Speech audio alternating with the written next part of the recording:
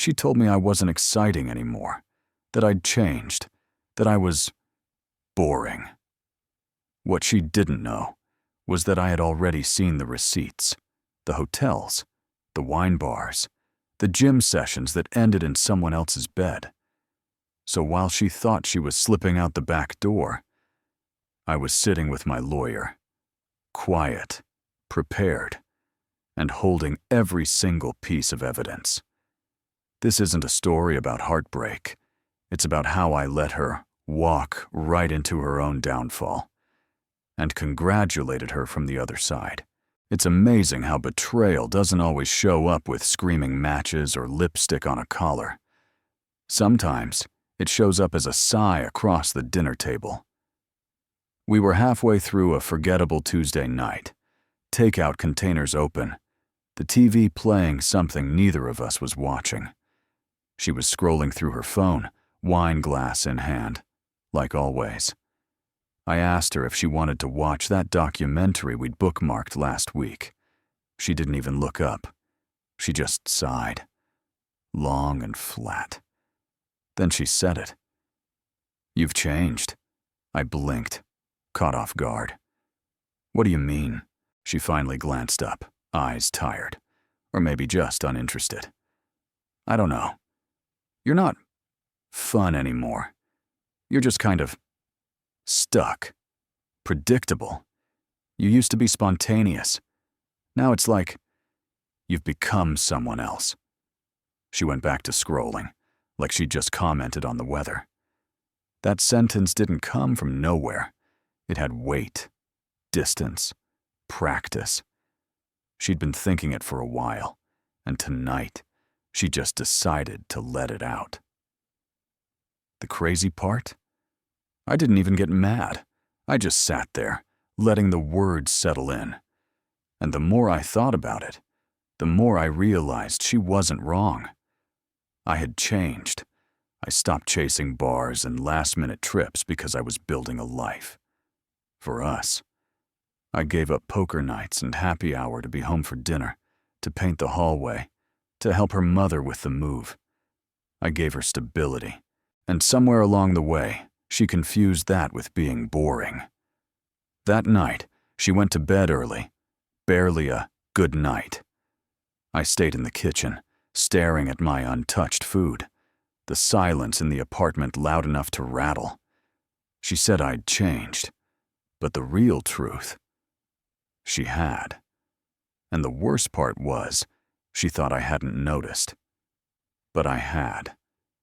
And that was the night I stopped trying to fix what she was already walking away from. I started noticing the patterns before I admitted they were patterns. A second bottle of wine opened when I thought we were done for the night. Her gym bag staying in the car longer than usual. Showers at strange hours. Notifications flashing on her phone face down. At first, I chalked it up to stress.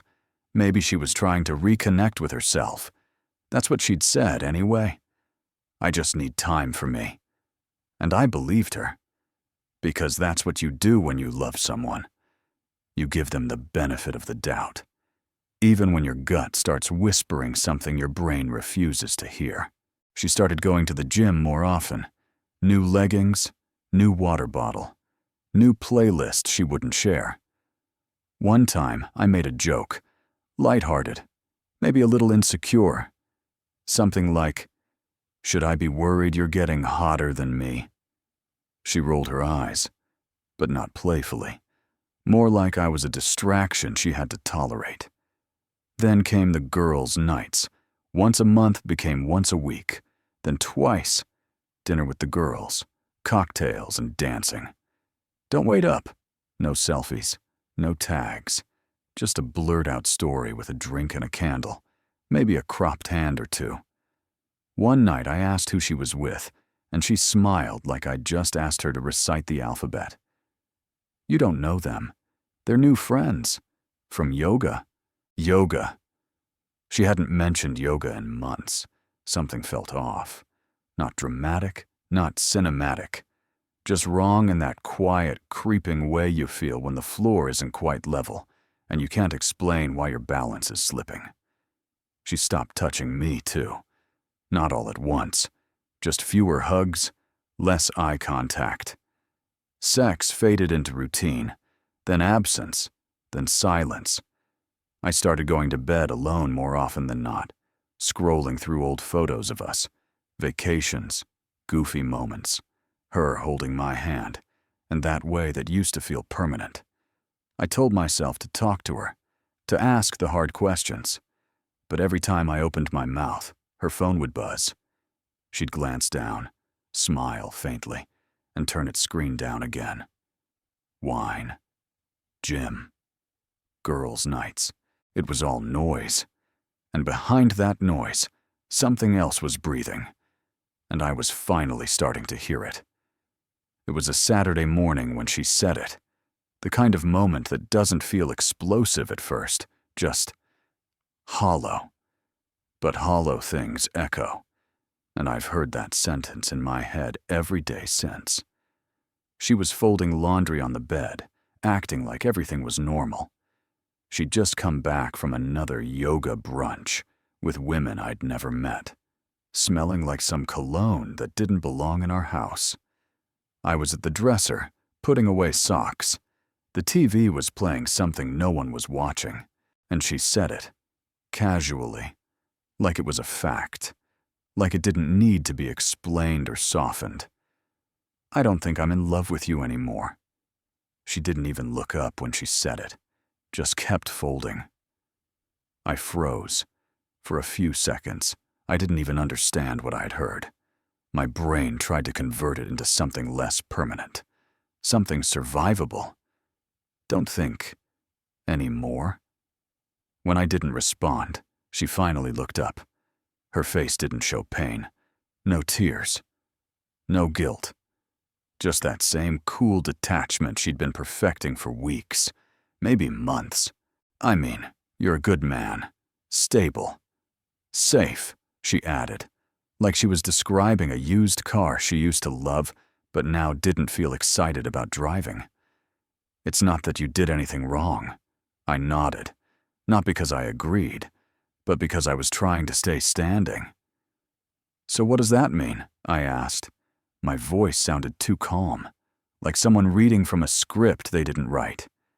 She shrugged. It means I need space, time. I don't know. I just can't do this anymore. She walked out of the room like she'd just asked for more almond milk on the grocery list. I sat down on the edge of the bed. Something inside me cracked, but not in the way you'd expect. I didn't cry. I didn't plead. Instead, I looked around the room. Our room. My room. I thought about every bill with my name on it, every paycheck I brought in, every long night and early morning I gave to build this life. Safe. Stable. Reliable. Yeah, maybe I was all those things. And suddenly, that didn't feel like a weakness. It felt like leverage. And for the first time in weeks, I knew exactly what I needed to do. Not emotionally. Legally. There's something sobering about being told you're not loved anymore. It strips away the noise, the hope, the desperate wish that maybe, somehow, you misunderstood. Once those words are said out loud, they don't go back in. They hang in the air, like smoke from a match that already burned the bridge. I didn't tell her I was seeing a lawyer. Not yet. I made breakfast the next morning like nothing had changed. Scrambled eggs, coffee, her favorite almond butter toast. She barely said thank you. Just scrolled on her phone and took her plate to the couch. I watched her without watching. Every move, every tap of her screen. The way she smirked at a message she didn't want me to see. I knew I couldn't confront her directly. Not yet. Not without giving her time to prepare. And I needed her unprepared. So I started documenting. Phone records, bank statements, GPS logs from our shared family plan. I checked our Amazon order history, new makeup brands, lingerie I hadn't seen in the bedroom, a men's cologne she hadn't gifted to me.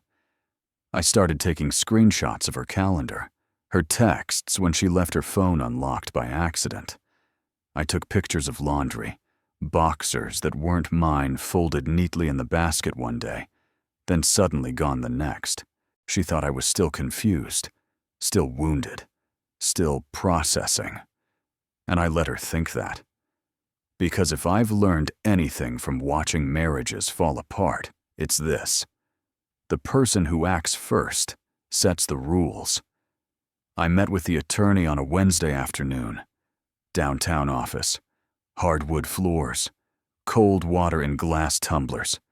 The kind of place built to intimidate people who show up with messy hearts and no plan. But I came in ready. I brought folders, evidence, dates, proof of infidelity, financial neglect, and a few handwritten notes detailing every time she said she needed space while spending weekends at rooftop bars with a man named Jonas, whose name showed up more often in her search history than mine. The lawyer read through it all and said just one thing when he finished. "Congratulations. You own everything." I didn't smile, but something in my chest finally loosened. This wasn't going to be a fight. It was going to be a transfer of power. Quiet. Legal. Precise. And the best part? She'd never see it coming.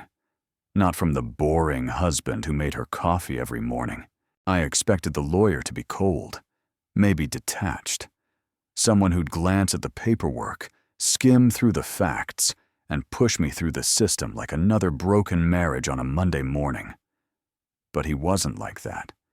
His name was Daniel Hale. Mid-40s, silver at the temples, and a voice like someone who'd seen every type of betrayal there is and stopped being shocked a long time ago.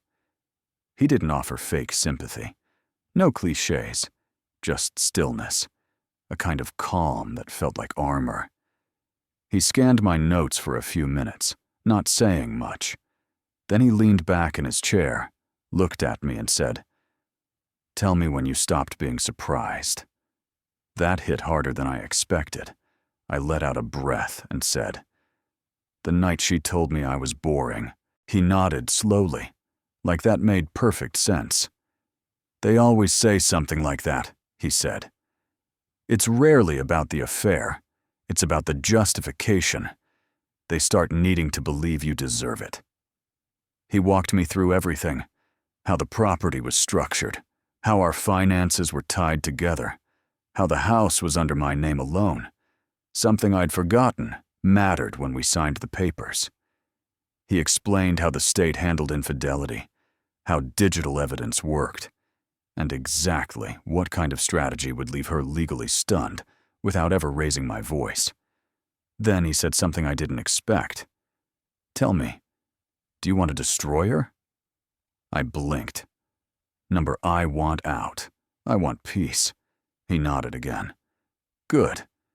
Because if you wanted to hurt her, I'd tell you to walk away now. But if you want to win without a war, I can help you make this clean." I didn't realize how much I needed to hear that. I wasn't looking for revenge. I wasn't here to ruin her life. I was here to reclaim mine. Daniel told me exactly what to do, how to speak to her, what not to say, what to keep quiet about, when to file, how to time it all so that she'd still think she was in control, right up until the moment she wasn't. He stood up, shook my hand, and said, "Most people wait too long. You didn't." As I walked out of his office, back into the noise of the city, I felt something strange settle over me. Not anger, not relief, purpose. This wasn't just survival anymore. This was strategy.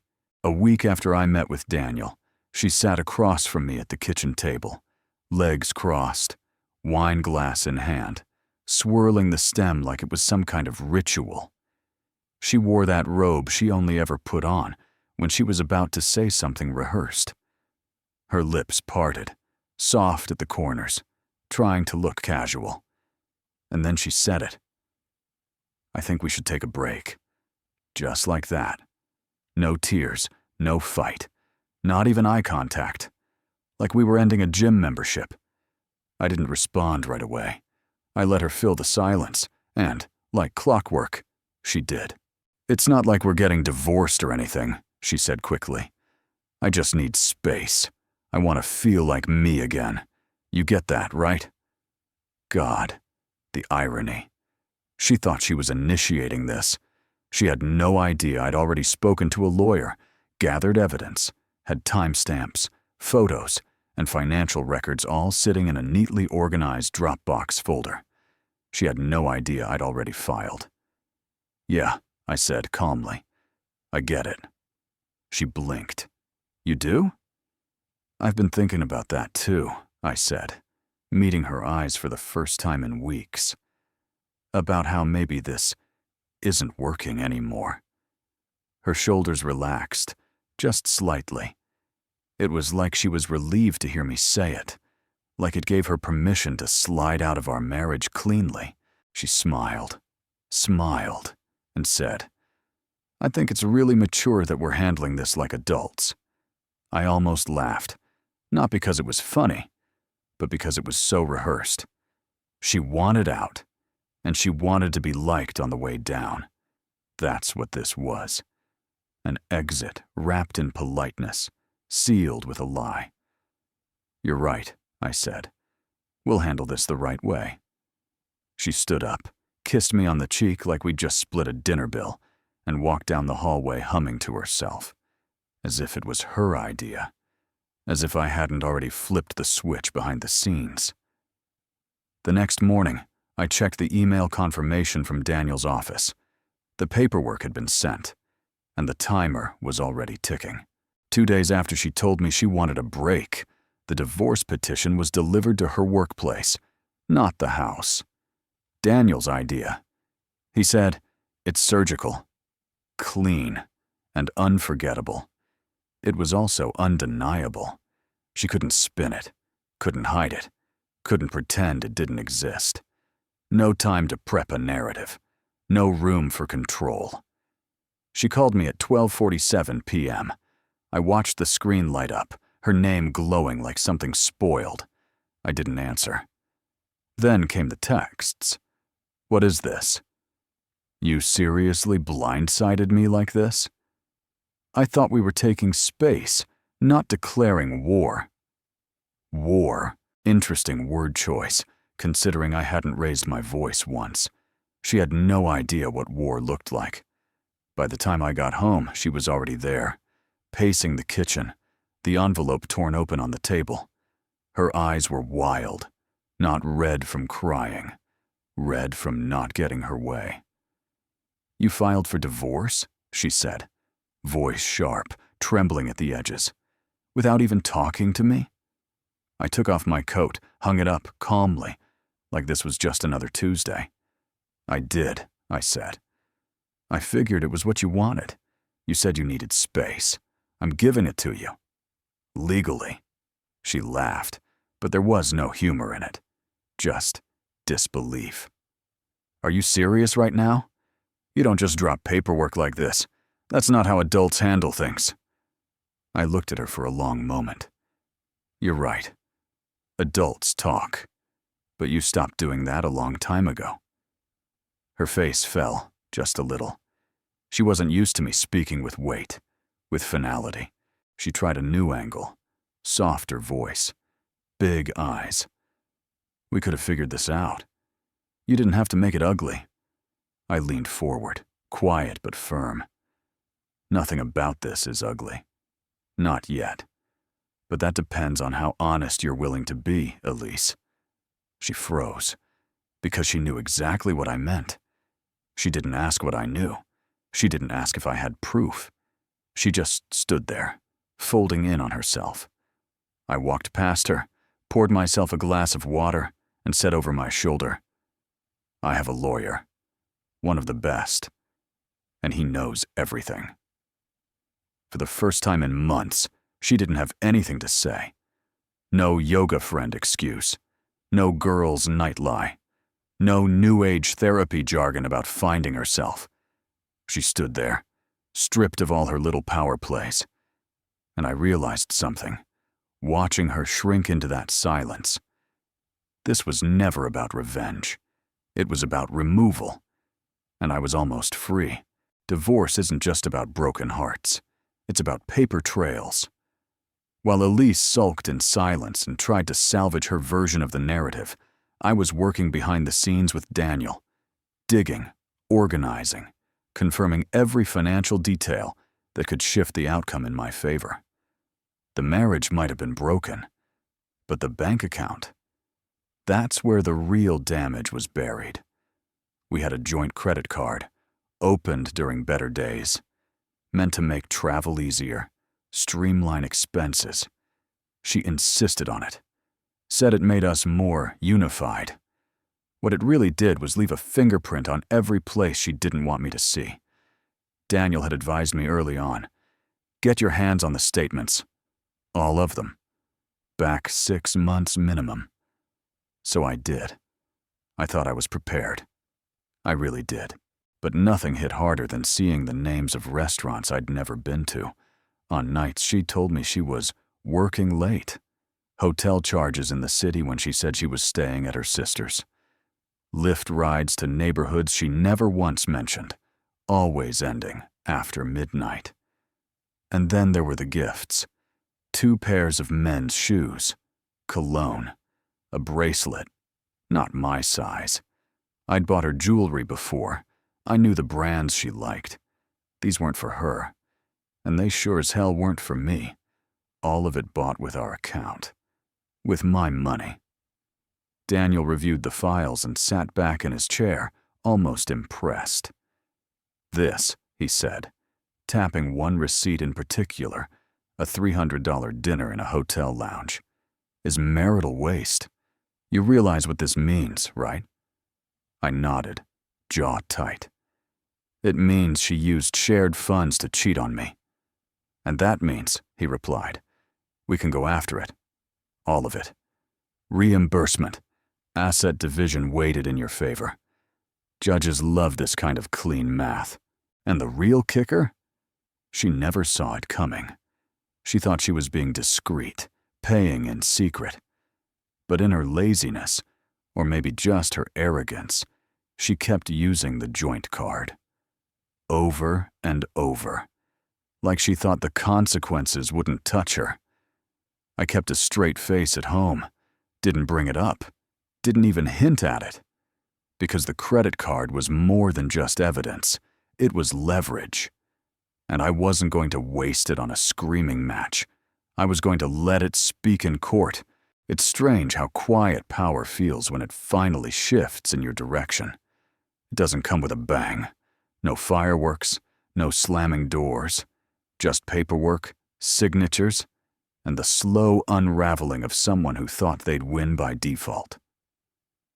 Elise walked into mediation like she still had control. She wore confidence like armor, heels too loud for the conference room floor, a blazer she once told me made her feel untouchable. She barely looked at me as she sat down across the table. Just that little smirk, the one she used when she was bluffing. But her attorney? He looked nervous, young, not a fighter. Probably used to handling uncontested divorces and prenuptial agreements, not digital folders packed with infidelity, financial abuse, and evidence organized to the hour. Daniel started things off like a surgeon. Calm, precise.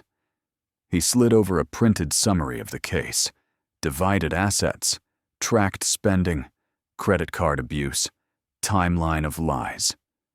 Elise read the first few lines and stiffened.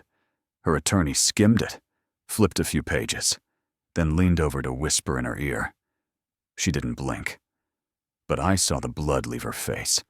This wasn't a discussion anymore. This was math. This was facts. And the fact said she didn't just cheat on me. She used me to do it. Daniel spoke clearly, like he was reading a weather report. Given the volume of marital funds used to support extramarital activities, documented purchases, hotel stays, and undisclosed gifts. We're seeking a full split in the client's favor. 65 to 35, not including the house, which is already under his name exclusively. Her lawyer tried to push back. Something about fairness, about emotional toll, about gray areas. Daniel smiled slightly and opened a second folder. Photos, screenshots, texts, receipts. He didn't slide them across the table. He just let her lawyer see them. And suddenly, Elise stopped talking. She looked at me, really looked, for the first time in weeks. No fire, no confidence, just realization. This was the moment she understood. I hadn't broken down. I hadn't begged. I hadn't chased her. I'd built a case. Quietly. Calmly. And now I was walking out of this marriage with everything I'd built still in my hands. The house. My savings. My peace. The moment the pen touched the paper, she became a guest in a story she thought she was writing. And me? I was already on the last page. It's been 6 months since the papers were signed. I still live in the same house, still drink the same black coffee every morning, still take my trash out on Tuesdays, still fold my laundry on Sundays. The only difference? Peace. Real, uninterrupted. Take a deep breath and feel your chest rise kind of peace. There was no dramatic ending. No movie scene where she showed up in the rain. No handwritten letter begging for forgiveness. People like Elise don't look back. Not until they see something they thought they destroyed still standing. And I was still standing. More than that, I was rebuilding. I started going to the gym again, not out of revenge, not to compete with the ghost of someone else's approval, just for me. I picked up cooking, real cooking, not frozen dinners and microwave bowls. I found music I used to love, started reading again, even started traveling, solo at first, then not so solo. Funny how freedom feels a lot like becoming the person you were always meant to be. Then, last week, I saw her. She was at the grocery store, alone, browsing wine. We locked eyes. She froze for just a second, just long enough for me to see that flicker of something in her face. Not regret. Not quite. It was recognition of what she gave up, of who I had become without her, of the fact that I didn't just survive, I improved. She walked past me without saying a word. I didn't stop her. I didn't need to. Later that night, I got a message on Facebook, one I almost didn't open. I hope you're doing okay. I miss talking to you sometimes. I stared at the screen for a while, thought about who I was when she left, about who she thought I'd always be. The man too quiet, too routine, too safe. And I typed one line. Still boring. Then I hit send, closed the laptop, and poured a glass of wine. One I bought with my own money, in my own kitchen, in the house I still own. She had burned the bridge, but I was the one who walked away smiling.